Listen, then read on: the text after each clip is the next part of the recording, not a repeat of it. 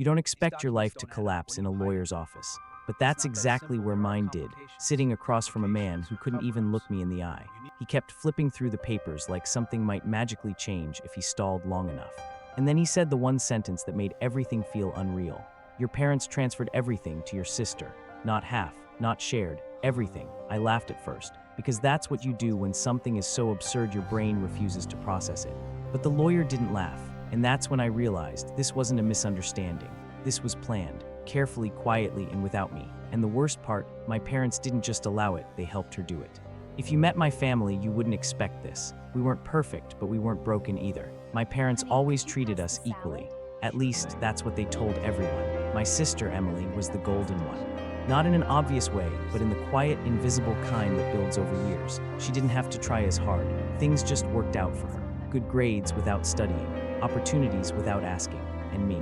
I was the reliable one, the one who handled things, the one who didn't complain, the one you don't worry about because you assume he'll be fine. That was my role.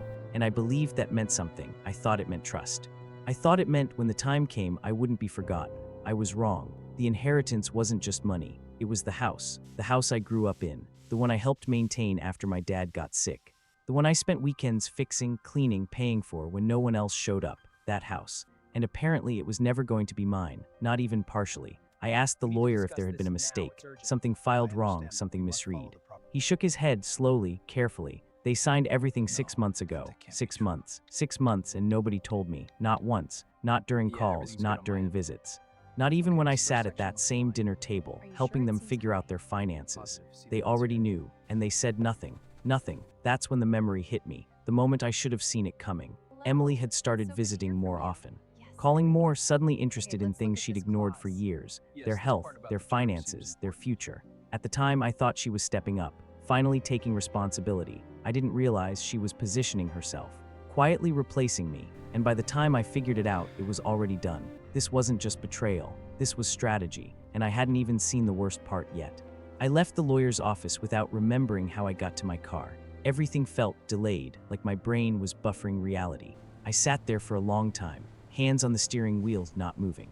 Because if I drove home, I knew I wouldn't be able to pretend anymore. And pretending had been my role for years, pretending everything was balanced. That night, I didn't call, I didn't text, I drove straight to their house, the house.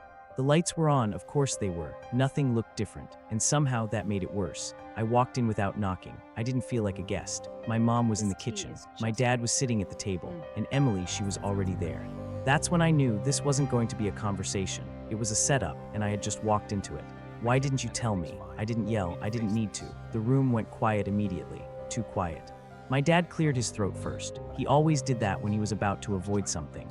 We were going to explain. That sentence, it always means the same thing. They weren't. They just hoped I wouldn't find out this way. 6 months, I said. You had 6 months. My mom stepped in next. Soft voice, careful tone. It just made more sense this way. That was her explanation. Made sense. That's how they justified it. Like I was a spreadsheet.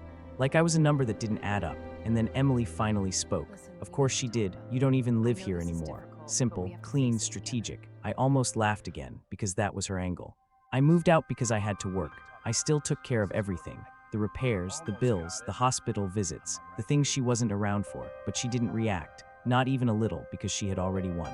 This wasn't a debate to her. This was just damage control, and she was good at it. You're doing fine, she said. You've always been fine. That line hit harder than anything else, because it sounded like a compliment, but it wasn't. It was the justification. I was fine, so I didn't need anything. That's how they saw it. That's how they explained it to themselves. And suddenly everything made sense. Not in a comforting way, in a cold, precise way. I wasn't overlooked. I was calculated. Every time they relied on me, they were also replacing me. And Emily didn't steal anything. Not technically. She just made sure everything was signed before I even knew there was something to lose. That's when I asked the question that changed everything. One question. Did you ever plan to tell me at all? And this time nobody answered. Not my dad, not my mom, and not even Emily, because silence was the answer.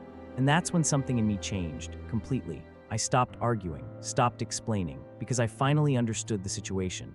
This wasn't about fairness, it never was, it was about choice, and they had already made theirs without me. So I made mine right there, and they had no idea what was coming next. I didn't slam the door when I left. I closed it quietly, because anger is loud, but control is silent.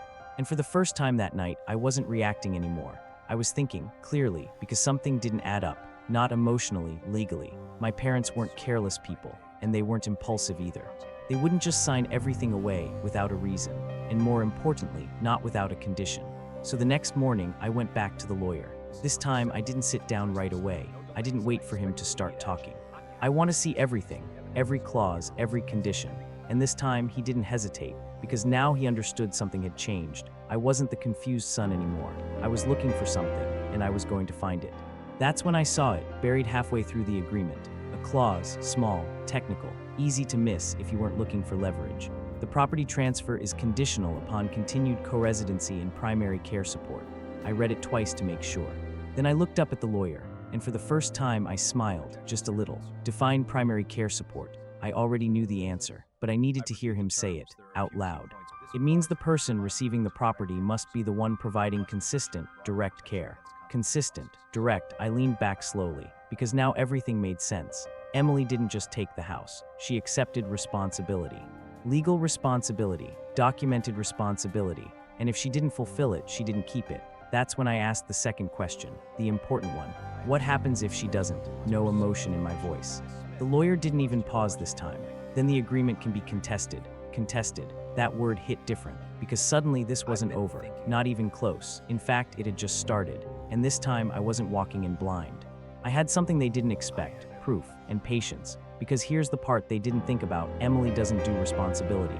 She performs it when it benefits her. But consistency, sacrifice, that's not who she is, and I knew it. So I didn't confront them again. Not yet. I didn't argue, didn't push, because this time I didn't need to. All I had to do was wait and watch very carefully. Because people like Emily, they don't change, they slip, eventually. And when they do, that's when everything falls apart. And this time, I would be ready. Because they thought they ended the story, but they only skipped to the part where they lose. The first week passed quietly, too quietly. No calls, no updates. Almost like nothing had happened, like I had imagined the entire thing. But I knew better, because patterns don't lie. And Emily was already slipping. At first, it was small things, missed visits, shorter calls, less patience. Excuses that sounded reasonable until you heard them twice, then 3 times, then every time. I didn't interfere, didn't step in, because the moment I did, I would become the problem again. And this time, I needed the truth to show itself. By week 3, it wasn't subtle anymore. My dad missed a medical appointment because Emily forgot that word again. But the documents didn't say sometimes. They said consistent, and consistency was exactly what she couldn't fake. By week 5, my mom started calling me again. At first, I didn't answer. Not immediately, not out of spite. Out of clarity, because I already knew what she was going to say. I just needed her to say it. When I finally picked up, her voice was different, softer, less certain. Emily's been busy. That's how she started. Busy, of course. Not unreliable, not absent, just busy. That's how they reframed it. And that's when I asked the question, the same one but different this time. Is she there now? Silence. That silence told me everything, more than words ever could. Because if Emily was doing what she promised, there wouldn't be silence. There would be proof, consistency. But there wasn't, and now I had what I needed. Not revenge, validation, evidence, and timing, perfect timing. 2 weeks later, I filed the challenge. No warning, no announcement, just paperwork, signed and submitted. And this time, I didn't walk in as the son. I walked in as the one who understood the rules, better than they did. Emily called me that night for the first time in weeks. Her tone wasn't confident anymore. It wasn't controlled. It was sharp, panicked. You're trying to take the house? That's what she said. And for the first time, I didn't correct her. Because this wasn't about taking anything. It was about exposing something. You agreed to the terms. That's all I'm holding you to, silence again. But this time, it wasn't empty. It was fear. Because for the first time, she understood the risk. Not emotional risk, not family tension. Legal consequence, documented consequence. And there was nothing she could argue, because she had already signed. Weeks later, the decision came through. The transfer was reversed, condition unmet. The house didn't go to me immediately. That's not how it works. It went back into review, neutral ground, but Emily lost it, completely. And my parents, they didn't argue this time, because now it wasn't about opinions. It was about facts, and facts don't care who the favorite was. I didn't celebrate, didn't confront them again, because this was never about winning. It was about balance. And finally, things were exactly what they should have been, equal, clear. And undeniable, just like the truth always is. Some betrayals don't end in revenge, they end in exposure. And once the truth is documented, it doesn't disappear, it stays, filed, archived.